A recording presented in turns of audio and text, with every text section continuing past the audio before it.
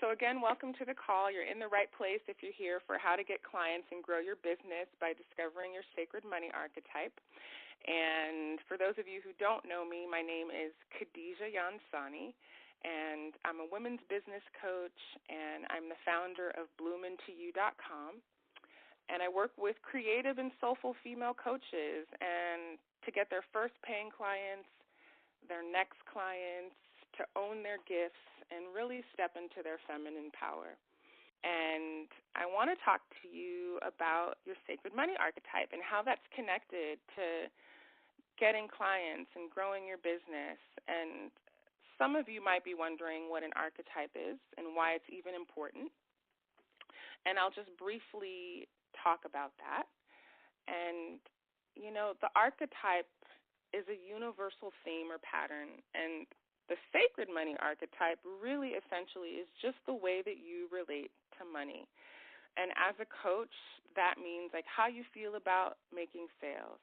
How do you feel about telling people what you do? What comes up for you around charging for your services?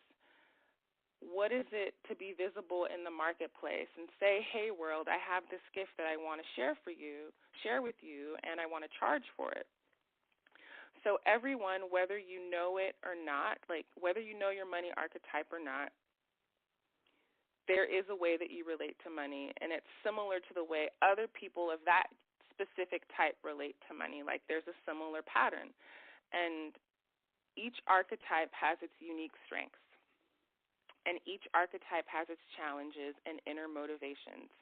And the truth is, you know, sometimes people, I don't know if you saw on my page, on the sign-up page, you know, people were sharing their different archetypes, and sometimes there can be archetype envy, you know, like, oh, I wish I was the celebrity, or I wish I was the romantic. And the truth is you can make money and have a thriving coaching practice no matter what your archetype is. And each sacred money archetype has a sacred money contract. And that contract means like it basically represents what your potential is in the world and the difference that you're supposed to make. And so by really connecting to the contract for your unique archetype, you get to up-level who you are, like consciously cultivate and leverage the strengths of your archetype. So, you know, like let's say the Maverick, and I'll go into detail on each of the ones, is very charismatic. And, you know, like how would that be beneficial to be a charismatic person as a coach? It's like, oh, that means that people are really drawn to you. And maybe you get noticed easily. Or if you're a connector, that relationship building comes really, really easy to you. And as you really develop these strengths consciously, you get to take actions that are in alignment with your archetype. And so you're not forcing your business actions. You're actually doing things that are resonant with who you are as a person and your unique archetype. So when you don't know the archetype, it's very easy to unconsciously, you know, make choices and sabotage the success that you want to have. And so by leveraging and cultivating your strengths and doing the alchemy on the shadow side, you really just become a brighter, bigger person that you're wanting to be. Because if you're a coach, that means you care about your development, you care about human potential, you care about being the best that you want to be in this lifetime. So I'm going to give you a rundown on all the types, and I want you to listen to them all because you may notice patterns with the people in your life. Like the things that I say, you might say, oh, my partner is this way, or that sounds like my client. I'm a celebrity, and I'll be telling you a little bit more about that type, and I found out that, you know, my partner is an alchemist, and it gave me so much compassion and appreciation for him because we do have an archetype in common, but we view finances differently, and, you know, rather than being upset or irritated by the way he sees things, I was actually able to like, oh my God, look at his strengths and how beneficial they are to me and the things that make us compatible as partners because of those strengths. So when you're doing the archetypes, basically we work with the top 3 archetypes because they're the most influential. And I know some of you said that you had a tie with some of your archetypes. So the way that you break a tie is asking yourself the question. So like let's say you got connector, ruler, and then there was a tie in third for nurturer and celebrity. So you'd ask yourself, like, which archetype would support me in creating the financial freedom that I want at this point in my life? And so based on your answer, you would pick that archetype to go into third place, and the other archetype would go into fourth place. And you don't really need to be concerned with the ones below the top 3 archetypes, but if you have other ties there, you would just do that. You would just pick which archetype would create the most amount of financial freedom, or it feels like your access point to financial freedom right now in your life, and then the next archetype would move down. So I hope that makes sense. I will leave some time for Q&A, and so you can ask me questions about that. So I'm going to start by introducing you to the ruler. And so the ruler is like your inner empire builder, and they illuminate your desire to achieve. Like they're very driven. And they have an inner fire or drive to create that makes them unstoppable. And they're incredibly passionate and are able to make a huge, big impact for others. And like there's an energy around them that feels unstoppable, and they're able to support others in creating significant income, whether that's through their business and through how they show up. So for the ruler, money often is like their measurement of achievement and success, so that kind of drives them. And they love to strive and to challenge themselves to push their own limits of what they think is possible, and they're often seen as a leader because of this. And they're naturally ambitious, and they can be stubbornly determined, but this drive and ambition can often cause them to feel dissatisfied with where they are, no matter where they are, no matter what success they've achieved in the past. And because of this, they often feel an inner restlessness and can be really, really hard on themselves. And I'm sure you've seen people like this in your life that are so ambitious, they're so driven, and you admire them, but somehow all that they're doing is never, never enough. Rulers can be conservative when it comes to spending money, but there's a part of them that's not necessarily motivated to be as showy as a celebrity. They will spend money on things that show their status. So the ruler's challenge then is to create harmony in their life instead of letting their business or career dominate all of their time and attention. And they also want to learn how to relax into and enjoy life in the moment. Because the thing is that part of the reason why people start a business is to have greater flexibility and freedom. And sometimes the ruler gets stuck in that cycle of work, and they forget that, like, oh, I want this work to fund my life, to fund my pleasure, to fund other things. So that is the ruler. Next, I want to introduce you to the accumulator.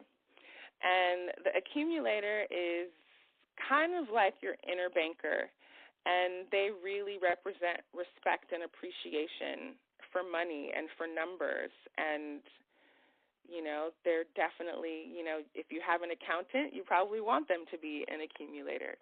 And they tend to have a close-knit relationship with money that on the outside can be like, oh, wow, I really admire their relationship to money.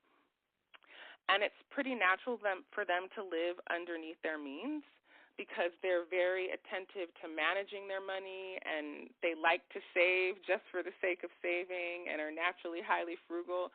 I don't know if you know any children in your life who just, like, they love to put money in their piggy bank account, and there's a sense of pride with how much it's growing.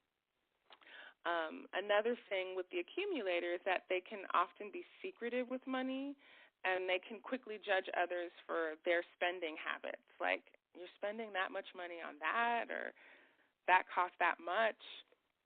And so inwardly, so we talked a little bit about motivation, how each of the archetypes has an inner motivation. Like, the accumulator is often driven by fear. And so they can feel like, you know, at risk of not having enough money, even if they have savings. You know, even if there's money in the account, they can still feel like it's dwindling.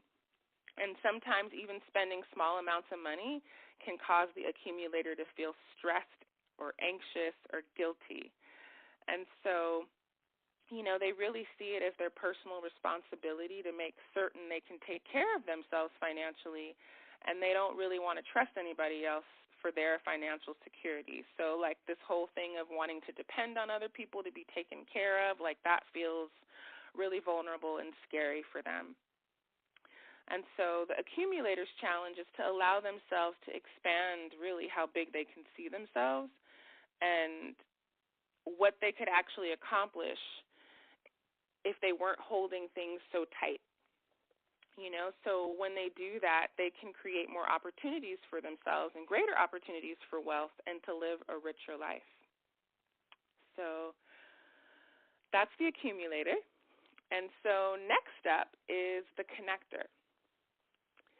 And a lot of you were connectors that I saw in the group, which is pretty awesome. Lots of alchemists and connectors, and there were some other types too, but I saw connector as a pretty dominant theme. So the connector is an inner relationship creator. And, you know, each archetype illuminates certain qualities. And so for the connector, it's all about faith and optimism. And, you know, connectors can have faith that money's always going to be there, and that attitude kind of keeps them free from stressing really hard about money. So we just talked about the accumulator. Like, sometimes there's a way in which that they can stress about money even if they have it. But the connector's attitude can be, I'm always going to be taken care of. And so there's an innocence to them. And the positive side of that innocence is that they don't live in a constant state of worry about money concerns. But the downside is that they can easily be taken advantage of. And, you know, they often find themselves where they're blindly trusting the handling of their affairs to other people, you know, like whether it be a partner or a parent or, you know, a friend, someone else in their life. So the connector, sometimes money is simply something they don't really want to think too much about, or they even care to think about too often. So, you know, but inside, like deep inside, remember, like they can harbor feelings of inadequacy or disempowerment. And so the ultimate empowerment with money for the connector will come easiest when they focus on transforming their personal relationships into financial flow. So what that means is you have all these connections, you know, and so as a coach, it could be like, oh, there are people in your life that could refer clients to you, or there are people that you want a JV partner with. So it's really about leveraging your ability to have great relationships, you know, people that want to spread word about your events because of their connection and relationship to you. So, you know, connectors can excel at creating relationships and partnerships that can bring them new financial opportunities, business, and clients.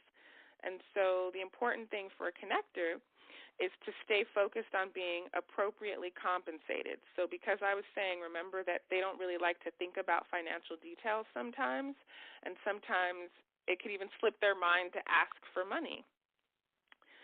So the empowerment and the edge for the connector is to get more hands-on involved with the financial details of their life so that they can create wealth and prosperity, along with like a healthy sense of self-respect and self-worth, because when you're able to do that, there's an empowerment that comes from that. So next up is the alchemist. And the alchemist is like the inner idealist, and they represent and highlight positive change. And they're fascinating because they have a love-hate relationship with money. And, you know, sometimes they speak badly about making money and the unfairness that exists in the world, you know, that some people have so much and it's not fair that some people don't have anything or not much. And so they have a gift for being amazing at creating ideas that can transform people's lives and transform the world at large. And even when it comes to business, you know, like a lot of coaches that are alchemists, like they have altruistic ambitions, and they want to help other people and really be of service. And so that can be a bit of a struggle. It can be a challenge for them. And alchemists can feel frequently attracted to unconventional or alternative ways of making money. And even being a coach is alternative.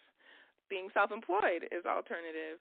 So because of this, you know, they can be powerful champions of others, and they're great at helping other people see new possibilities in a fresh light.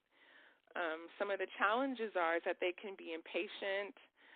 They can even be annoyed or angry that they have to deal with money, and that resentment can be a powerful block for the alchemist. So, you know, as coaches, that's definitely something that I hear, like there can be resentment that,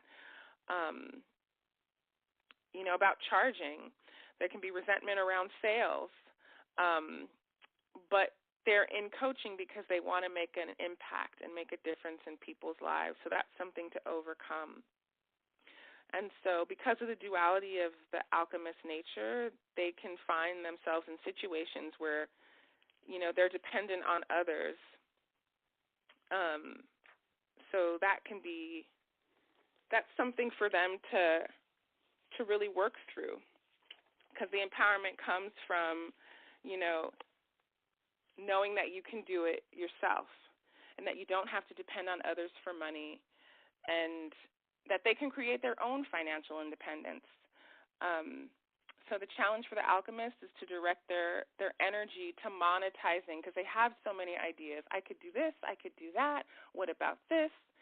But really learning, like, to carry one idea through to fruition and monetizing it, and realizing that when they do that, the impact that they can make, that they're able to be of service in a much, much deeper way. And they can actually contribute rather than being angry that they can't contribute. So doing this will help the alchemist transform their amazing ideas into financial success that has purpose and meaning for them. So we have 4 more, and then I will open it up for Q&A. So next I want to introduce you to the Maverick. And the Maverick I think I saw there were 2 people that were Mavericks on the sign-up page. The Maverick is an inner rebel with a cause, and they highlight that risk is essential. You know, like as coaches, we have to take risks, you know, whether that's stepping outside of your comfort zone, messing up, being visible. All of that's a risk. You know, maybe you make an offer and no one's interested. So the Maverick is highly creative with money and loves to turn it into a game they want to win. and they tend to have a natural ability to understand and feel comfortable with complex money transactions, and they're often looking at how to gain the financial advantage in a situation. And I'm sure you can hear like the rebelliousness in that. And because of their willingness and comfort level with taking risks, sometimes they find themselves in precarious money situations that other people would shy away from. And so the maverick often experiences financial highs and lows, but when they're down, they don't typically stay down too long. Like, they know that they'll get back up because they've been up before. And they typically pay great attention to money and can be excellent at, like, reading complex things like contracts and looking for clever ways to turn a situation or opportunity to their advantage. So the challenge is that sometimes their excitement at winning big at the money game can like make it so that it can often take them to the point of financial difficulties. And so their edge is to create financial stability. Like, they can take calculated risks, but also have it be a priority that they create financial stability, and that's the win-win game that they want to play. So next up is the celebrity, and the celebrity is, highlights your inner big shot, and they illuminate impact and recognition. And so I know we talked a little bit about, I was saying that one of the strengths of the maverick is charisma, and one of the strengths of the celebrity is charisma as well. It makes them a magnet for attracting amazing people and experiences. But something to keep in mind is that sometimes a person can have the archetype of celebrity, but there's a way that they've been keeping their star power hidden or under wraps. But like, once they discover what their true nature is, and are really willing to show up, they can do that in such a beautiful and brilliant way. They love to create a lot of attention for themselves. And I just want to say here, as you're listening to each of the archetypes, it's like, think about, like, if I were to lean into this more, how would this show up in my coaching practice? So one of the words that come up, with the celebrity is impact and recognition, is also visibility. And this is for all the archetypes, but, what are ways that the celebrity can maximize their charismatic personality to be more visible in the marketplace? So whether that's, doing videos or doing live events, the thing with the celebrity is that they appreciate the doors that money can open for them, and they can often be a natural-born leader.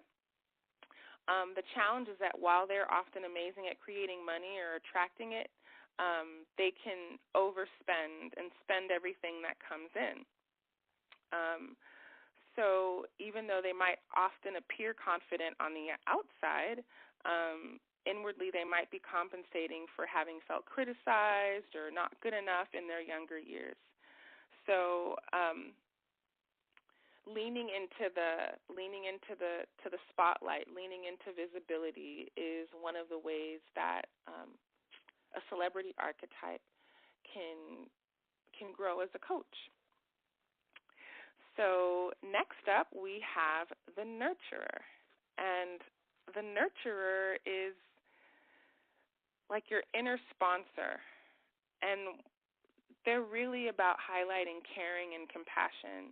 And they really desire to be of service. And that often inspires them to give and be selflessly generous. And if someone has a need, they're there to help out. But sometimes it's even at the expense of their own well-being, their own time, their own energy, and even their financial stability. So, they might give money to someone else that they need themselves. And the challenge with that is that, the nurturer can often create enabling relationships. So that means that you're not allowing other people to step into their own power. And whether that's a partner or a family member, even a client, like a coaching client, like not having faith that they can come up with the funds to pay for your services, or really taking, like, let's say they're not believing in themselves or paying attention to their victim story, that the nurturer can be enabling and not see them as completely powerful. So, them being of generous nature can cause them to default into turning themselves into a bank if someone, that's important to them has a need. And it's not uncommon for nurturers to create debt because of giving money to others. They give their time and attention to the needs of others to such an extent that they have nothing left to give in their life, career, business. And so the way that might look for the nurturer is really overextending themselves in their practice and feeling burned out. So their challenge is to discover how to create boundaries and to believe that by creating boundaries that they're really empowering people in a way that's priceless. So the last archetype is the romantic.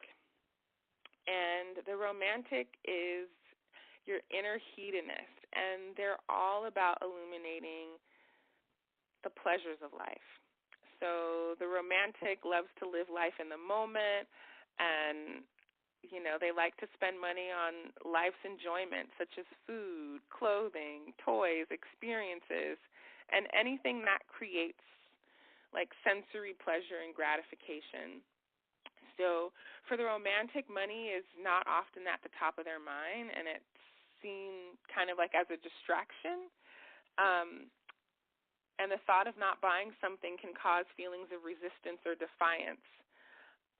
So oftentimes romantics have this idea of like, I deserve it, or I worked hard in my coaching practice and I deserve it.